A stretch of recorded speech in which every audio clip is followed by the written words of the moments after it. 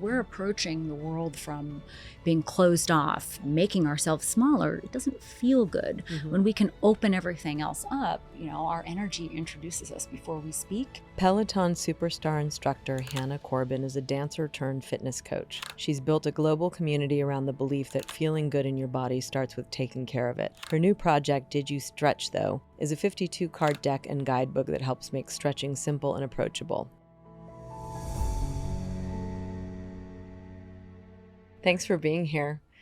I've just flipped through your incredible deck, and I feel like I could sort of spend a lifetime with it, or 52 weeks, perhaps. Exactly. What inspired you to do a deck rather than a book or a series of videos? I'm sure you have lots of other content as well that you make. I know this is not your only platform, but what gave you the idea? I have always wanted to do something in the gifting space. When I was younger, I used to seasonally stock calendar stores. And my mom and everyone in her office used to love the pull-away calendars. Yeah. And even if it wasn't a calendar, just the pull-away motivational facts or the pull-away photos of dogs and kitties, something that just gave you a little bit of joy throughout the day. It was not taking itself too seriously, but also had a benefit to it. And it's funny because that was my dream when I was younger. Similar to my fitness dream when I was younger was to have a series of DVDs. That was the epitome of fitness. Right. And that was before Peloton was here. So, my dream evolved. Similar to my pull-away dream, my gifting dream, a card deck and guidebook was born. It's actually like a wonderful throwback and stands out as a result because we're all glued to our phones and this motion of scrolling that's constant. Yeah, but there's something really refreshing and sort of, you can actually sit with these things rather than I gotta put my finger on the video to stop it from going so I can see what the move is. This is actually incredibly clear.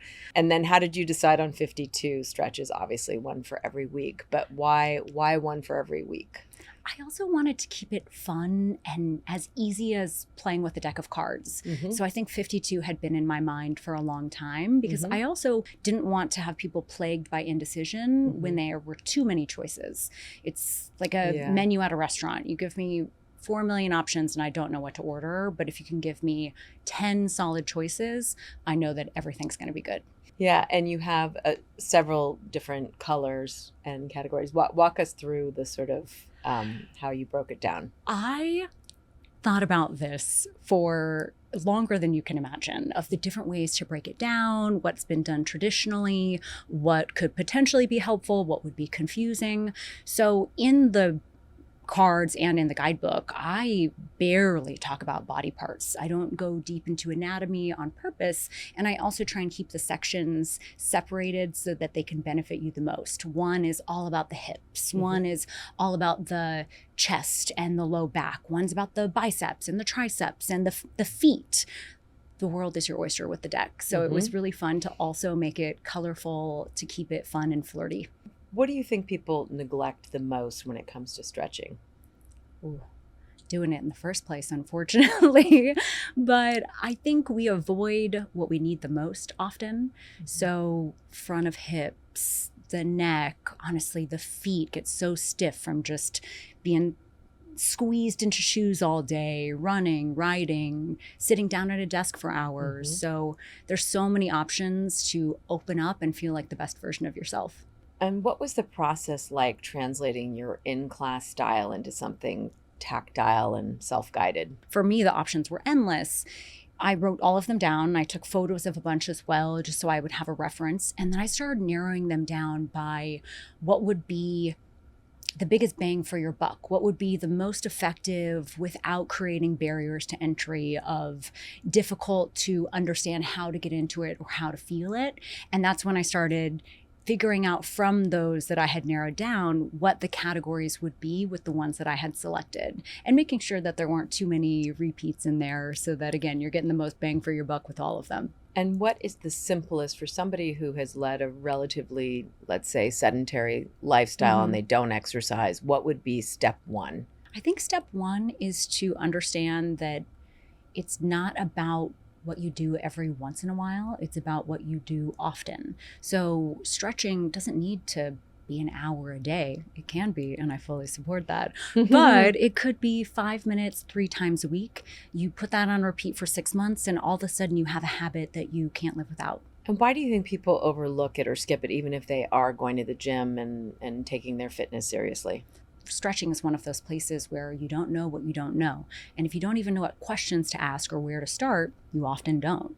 So I see a lot of people out in the world just plopped on a foam roller, scrolling on their phone. They're not really using it to its utmost potential. And hopefully with this deck, I'm giving you the tools to start. But also you point out that there are things that you can do somewhat passively that don't require absolute attention, where you could be sitting, on the floor and doing something that is actually beneficial to you without it being this, okay, and now I'm going to stretch. And in a world of multitasking, I love to do just that. You can pull out a couple of cards, whether it's a sequence that I've created for you or just whatever ones visually look great to you while you're binge watching a show at night with your significant other, or while you're hanging out with the pups on the floor. Whatever stretching partner you have, feel free to grab them and make them stretch with you. But it can just be a easygoing experience. And that's what I wanted to do with this, is make sure that it was something that you wouldn't have to take too seriously, but would also benefit you. How can someone tell what part of their body needs stretching the most on a given day?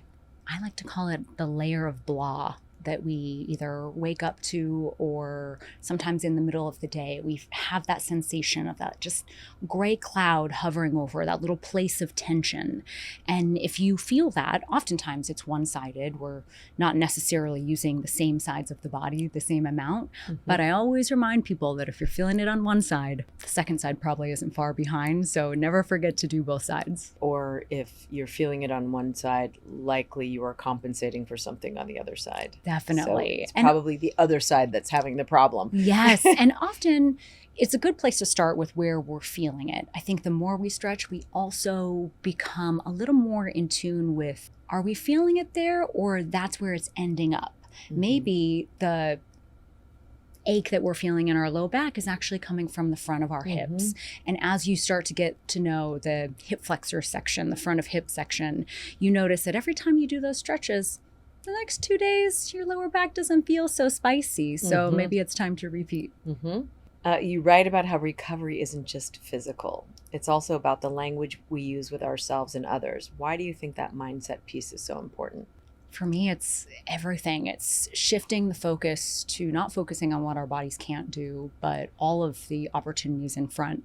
Not only from my diagnosis with an autoimmune disease, where I really discovered the value of just that, but down to my personal mantra, which is treat your body like it belongs to someone you love. And I think not only does that start with stretching and, showing those tired, hardworking muscles some love, but it's also a little bit about that voice between our own 2 ears. We spend more time with that voice than anyone else's. So it can either pull us forward, or it can just keep us from moving in the direction that we deserve. You also share your top rules for stretching. Can you explain what those are and how they can transform someone's approach to movement? Oh, yes. I love a guideline. Tell me what to do and how long to do it for.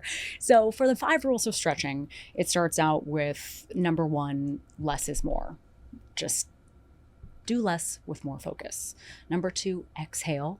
People often approach it from this place of tension, which we're supposed to alleviate the tension while stretching. So exhaling and letting the breath fuel you is going to get you a lot farther.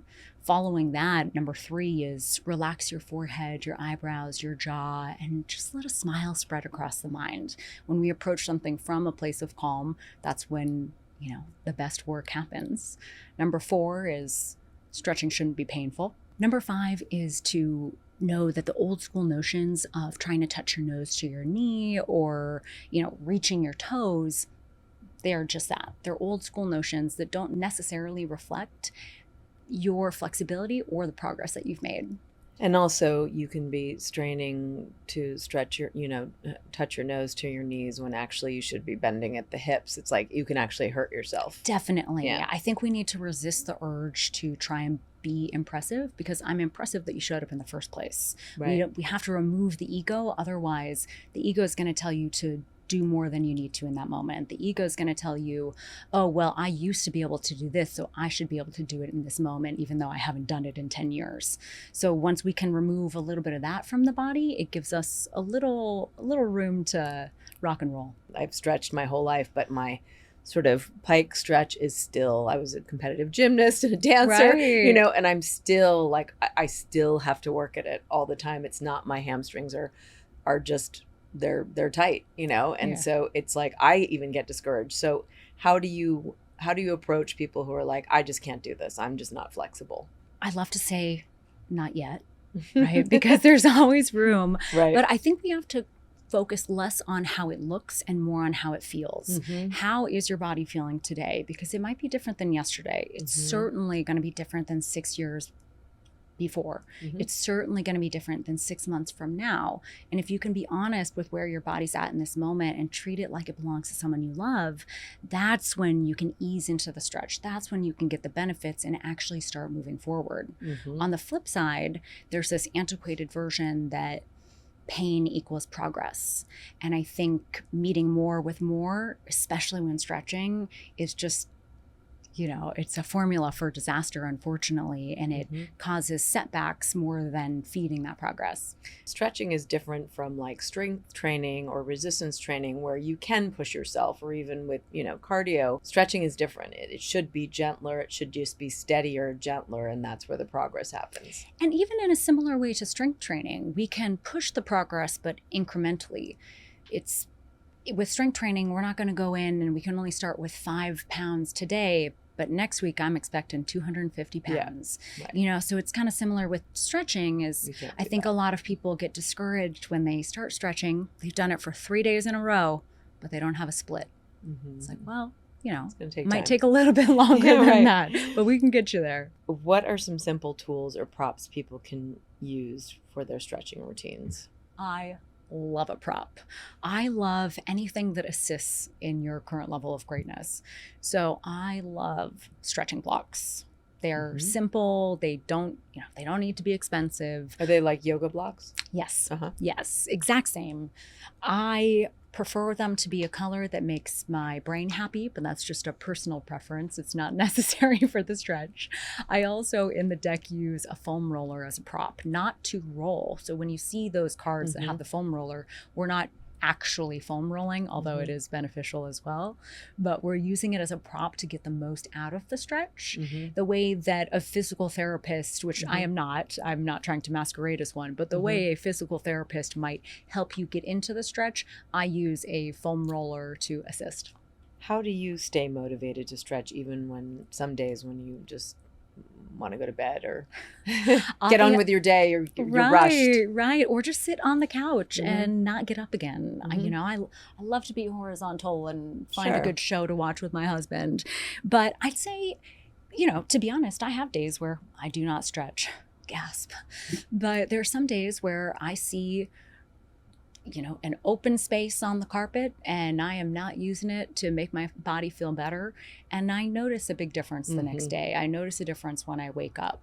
And I try to remind myself of all of those moments where I was too tired, too ill, feeling too old, too injured. And I said a phrase similar to, I would do anything to be able to move my body right now. I would do anything to be able to work out, to stretch, to do any of those things. And I remind myself of that feeling and how lucky I am that I'm able to in this moment. And normally that can push me to just, given 5 minutes. It doesn't need to be 20. It doesn't need to be an hour. A little goes a long way. So if somebody has only 5 minutes, where should they start? I would start with front of hips, quads, which is front of the thighs, or the glutes, because they are big old girls and they deserve a lot of love. And I think, especially with all of the sitting that we do, this area holds so much tension. And even for me, I feel sometimes a release of emotion when I really open up the hips. Yeah, for sure. So those are my favorite places to start. What's one stretch everybody should be doing but probably isn't? So front of the hip flexors are responsible for lifting the knee toward the face, toward the chest. So think about how many things we do that motion in, whether it's walking, running, everything in this position. So the front of the hip can get really tight. And the particular place that I'm thinking about, the psoas, which again, you don't need to know body parts, but it is one of my favorites to stretch. It connects on the top of the femur, but goes and connects on the spine. So often when we're feeling that lower back tension, it's really coming from the front of the hips, where it's just pulling us forward and making us look like we got a little bit of a waddle while we're walking. So opening up that place, I think not only makes our hips and back feel better, but it's even an energy place. If we're approaching the world from being closed off, being, small and making ourselves smaller, it doesn't feel good. When we can open everything else up, our energy introduces us before we speak. So I prefer that we give the good stuff. Stretching can be such a metaphor for life, slowing down, creating space, learning to be gentle with yourself, learning how to release tension. Has this project changed how you approach life outside of fitness? Stretching and breath for me have been that moment of realizing that it's the small moments, laughing with the people I love, that mean the most to me. So those small in-between moments, I think, are what I've learned to love the most, not only through stretching, but just through this entire journey. Wonderful. Thank you for being here.